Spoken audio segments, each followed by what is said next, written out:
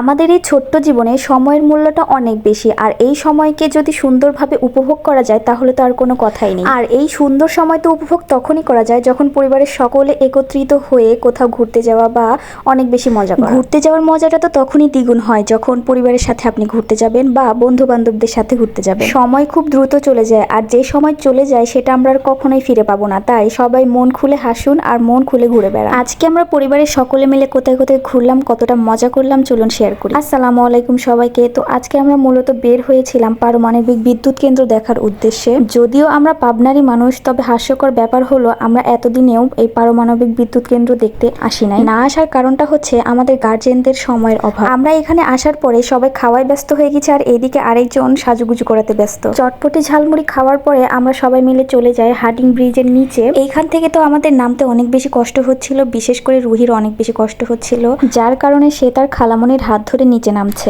আর এই যে এটা হচ্ছে হার্ডিং ব্রিজ, আর ওইটা ছিল লালন শাহ সেতু। খুব কষ্টে আমরা নিচে এসে দেখি এখানে অনেকগুলো দোকান বসেছিল, যার মধ্যে এই একটা দোকান ছিল যেখানে কক্সবাজার থেকে নিয়ে আসা শামুক দিয়ে বানানো ঘর সাজানোর জিনিস আর অনেক নানান ধরনের জিনিস এখানে পাওয়া যাচ্ছিল। এই যে এইখানে যে একতারাটা দেখছেন, এই একতারাটা আমার অনেক বেশি পছন্দ হয়েছিল, আর আমরা তো একটু মজাও করছিলাম একতারাটা বাজিয়ে বাজিয়ে। আর এইদিকে দুষ্টু রিহি অন্য একটা দোকান থেকে পাখা নিয়ে চলে এসেছিল না বলে। যাই হোক, পরবর্তীতে পাখাটা ব্যাগ দিয়ে আমরা সবাই মিলে যে যার যার মতো সবকিছু দেখছিলাম, কার কোনটা বেশি পছন্দ হয় সেটা কিনেও নিচ্ছিলাম। এইখানে তো রুহি বেলুন ফিরি কিনে নিয়েছিল তার নানির কাছ থেকে রুটি বেলার জন্য। এইখানে তো মেয়েদের পছন্দের জিনিসগুলো বেশি ছিল, যেমন চুড়ি, কাঁকড়া, আরো অনেক ধরনের জিনিস ছিল যেগুলো মেয়েরা মূলত পছন্দ করে। আমরা কেনাকাটা শেষে এখানে দেখতে পাই বাদামের ক্ষেত আছে, যেখান থেকে আমরা বাদামও তুলে খেয়েছিলাম। আমার রুহি তো এইবারই প্রথম বাদামের ক্ষেত দেখলো। যাই হোক, তো আমরা এখানে সবাই মিলে প্ল্যান করছিলাম যে নৌকায় উঠবো কি উঠবো না, কারণ আমাদের সাথে বাচ্চারা ছিল তাই আর ওঠা হয় নাই। তবে ভিউটা অনেক বেশি সুন্দর ছিল আর জায়গাটা অসম্ভব সুন্দর ছিল। তো নৌকাতে উঠতে পারিনি, তাতে কি হয়েছে,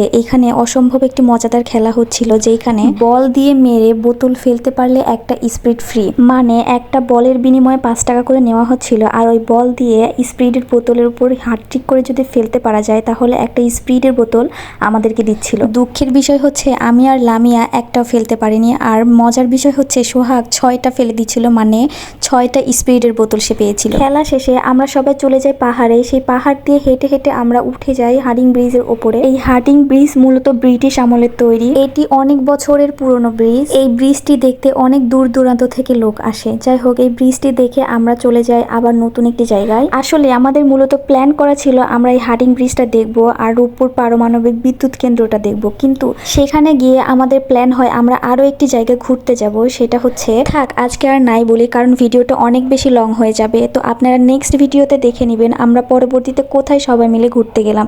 তো সবাই ভালো থাকবেন, সুস্থ থাকবেন, আল্লাহ হাফেজ।